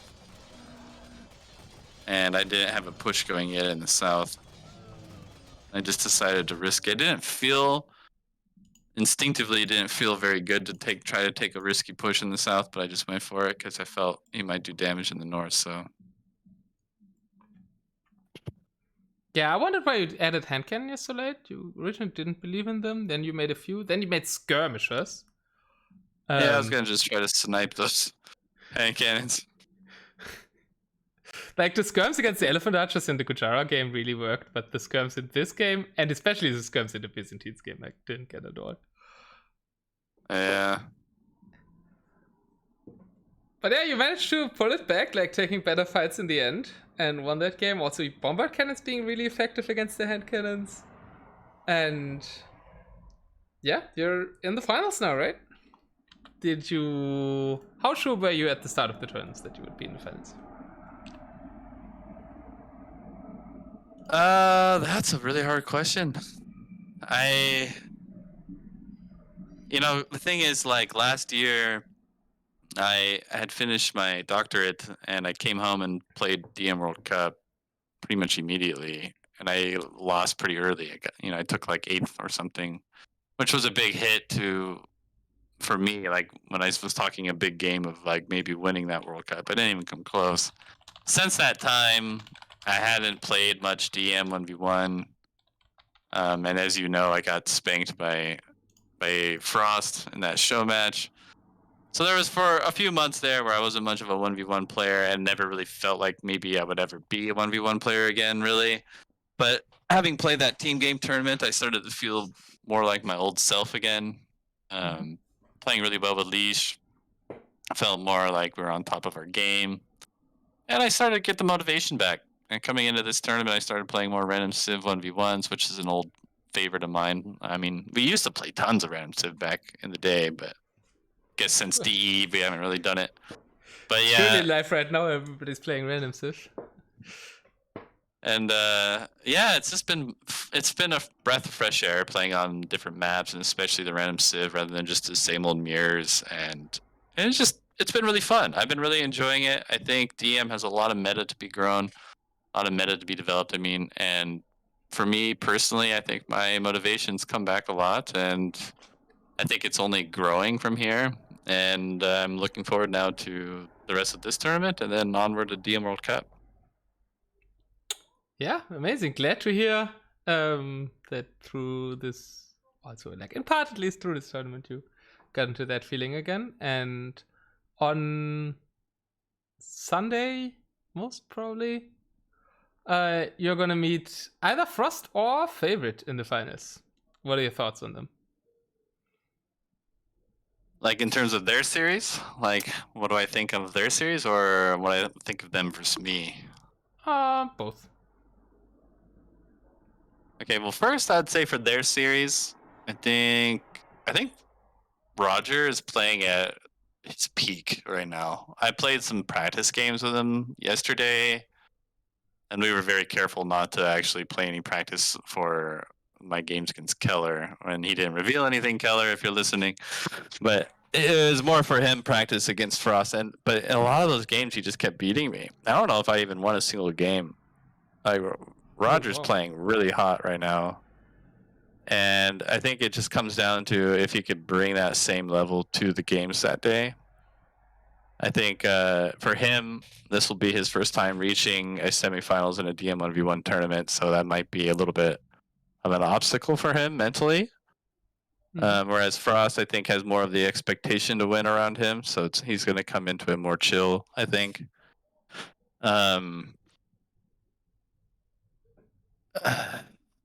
Yeah, I think Roger's playing really well, and I think he could definitely win that series, especially beating Brew, who's playing also pretty well. Yeah, that was an insane set. You saw it, right? You were there for most of it. Yeah, well, and that was I like couldn't watch all of it. It was so long. Ever. Yeah, it was like 6 hours real time. Like I remember like in the start of like the marketplace game, I like left to go shopping, and I went to like Home Depot, I got some like plants and stuff, and then I went grocery shopping. Finally I come home, I'm like, I wonder what was the score to that series, and it's still in the same game, marketplace game. like I thought the series would have been over. It wasn't even over. It wasn't even, that one game wasn't even over yet. That was ridiculous. Yeah. What a crazy set. But and then that crazy like almost reverse sweep from Roger, right? To make it like after being down after that 3 games, then winning the last 3. Yeah. Yeah, Roger really turned it up. I think he has a shot at Frost, but overall I think Frost is gonna come into it more chilled and even more prepared in a lot of ways. And who would you rather face? I think I'd rather face Frost, Rasmus. And why? Well, because of that trauma. For revenge. Do you want to correct that? Yeah. Okay, no, so it's more just it's never that fun to play another Quendi, honestly. Like, if I do play another Quendi, it's like it's less motivating to win against a Quendi than it is against a Suno. Let's just say that. Well, the last winner interview I did with you was after you had just beaten Leash and Daywalker. I guess it was technically after you've beaten Daywalker, so it was a Suno. I just thought of them as both Quendies because they're like both your friends. Yeah. Daywalker's a Suno. Yeah, Dan's the OG Suno, or one of them. I think he was in Suno in like 2002. That's very OG. Yeah, like same time Quendi was first starting. Oh, so both clans are actually the same, like, age? Yeah, I think they're the same as old, yeah. Suno might even be slightly older, I'm not sure. Easy went from Louisiana to Dallas during the Brew Favorite series, apparently. Okay, guys, in chat, do you have any last questions for Kellen before we let him rest? One thing I wanted to mention too is Kelar played great series. I think Kelar is a big rising player of DM. He maybe didn't have a whole lot of improvement for some months. He improved so fast initially, and then plateaued for a little while, and then now I feel like he's gone up another step in his game. I think we could expect really big things out of him in DM World Cup 5, and that's one of the biggest things I'm looking forward to. Absolutely, yeah, I totally agree that like the Keller in this tournament was the best Keller ever, and I mean you could call like semifinals in an open tournament, DM 1v1 tournament, a big breakthrough performance for him as well, right? And yeah, with Deathmatch World Cup around the corner, what would you say are the odds for Keller in the main event? I would say very high. Oh yeah, very high. Probably 75% or more, I'd guess. He's by far and away probably the best player coming into the qualifications. Probably punish a lot of people there who are not expecting to be that good, who are maybe not as aware of the DM scene. Keller's going to probably leave his mark this DM World Cup. That's what I predict. I predict so too, and I think Maybe you're in the state as well where you're going to leave a big mark. Sorry, you want to go on, please. Oh, I was going to say I would put him top 8, maybe even higher. There you go, Keller. And you're safe right now? Well, I want to shoot for top 1, but we'll see. That's the best comment to end the interview, I believe. Like, okay, there's a part of me that, please elaborate. there's a big part of me that doesn't want to be a super competitive player like that right now. I want to see a new DM champion. I'd like to see some of these rising players become #1 and, pass the torch to them, because really they're the future. Kelar, Ras, which is Frost, even you, Otter. Like, there's a lot of you guys are really the up and coming great players of DM, and it would be great to pass the torch on. But on the other hand, there's always going to be that part of me that wants to win it all. So, I mean, I won the first one. Might as well win #5 too, right? Would be time again, right? I would just wish Viper was in it. Next Viper. year, I think Keller was gonna win it. And Frost is also due sometime. But we'll see. Yeah, Ras is gonna be great. I think he's another one who's gonna really. He already made a mark on DM World Cup 4, and I think he has that potential to go even higher in World Cup 5. And it's gonna be, it's like this. What's exciting about this DM World Cup? There's just so many question marks. Like, compared to previous DM World Cups, I think we're pretty sure that it's going to be DMers that are going to rule in the top 8 this year, but it's just who. Like, the Code, he's going to be coming off of being rusty, but he might be phenomenal as always. You're going to have Wayne, who's now coming back and starting to look for games and play again, and Wayne was fantastic in World Cup 4, taking 3rd place. Freaking Chris is a big question mark. Is he going to be around? Is he going to really play or not? Who knows? Daywalker, another case like that. Dan is one of those guys who like doesn't play that much, but somehow got better over the years, like slowly. Getting better without working for it. That's a dream, right? Yeah, he's such a fast and powerful player. And when he's on his game, he is like phenomenal. And he honestly has always been a dark horse for #1 if he could just do it. But Yeah, I checked don't my know. catastrophic APM a bit on the last games I played in DM and Area 2 Insights, and I was like, what? That Daywalker's that fast? He had like 80 Yeah. APM something. Yeah, well, he'll go over 100 pretty regularly in big games. But it So, was yeah, only against me, right? So I didn't have to try out that much. he's super fast player. Yeah, Leash is another one. He's gonna come back, and I think he's gonna be looking for smacking people. I mean, he lost bad to Andy in that show match. I think Leash, once he comes back into the scene, when he's back from his deployment and everything, he's gonna be looking for blood. And Leash, like, of all players I've played in DM, I think Leash had the highest peak. Like, he was so good before World Cup 3 started. Like, it was so hard to win a game against him. Like, phenomenal player. Would really love to see him, just show up and just really bring the heat again. And I think he's capable of it, and I think he's motivated again for it. So, really looking forward to him in the tournament. A lot of question marks. Who knows how this is going to turn out, but it's going to be really exciting. Yeah, my like, maybe provoking you a bit, but one of my secret horse picks is still Tedo for the next World Cup. Like, he always showed up without much training. He's playing super good in RM right now. And Yeah, Tedo he's will be always super been dangerous. And he's also been your kryptonite a bit. Yeah, him and I have gone back and forth in DM. I think we're about even now in series. And he did win the last time. So I guess I have to get revenge on him if I get a chance. Yeah. I honestly think, though, this is one of those DM tournaments that's going to actually require a fair amount of studying and training. Like, there's going to be a lot of mind games involved, a lot of new style in DM, a lot of stuff that's not developed yet. Like that, the fact that we're doing Civ draft, it leaves all that meta wide open right now. And I think people who are just starting to train it are going to have an edge. A lot of DMers just have no idea how to play that, especially the RMers. I was watching Nilly try to play with Kelar recently. I was wondering, like, what is Nilly doing? That's such a bad build order for that Civ against the other Civ. There's a lot of cases where he clearly hadn't played it very much, so he didn't know what to do. And I think over time, if he kept playing it, of course, he would get it down. But the armors need time, and I don't think they're going to put the time. So we'll see. I expect DMers are going to sweep. That's my prediction this year.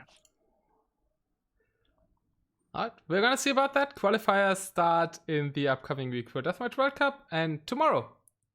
Okay, I'm gonna say thank you to you for playing. Congrats again for reaching the finals, and thanks for the interview first before I go at the announcement part of the stream.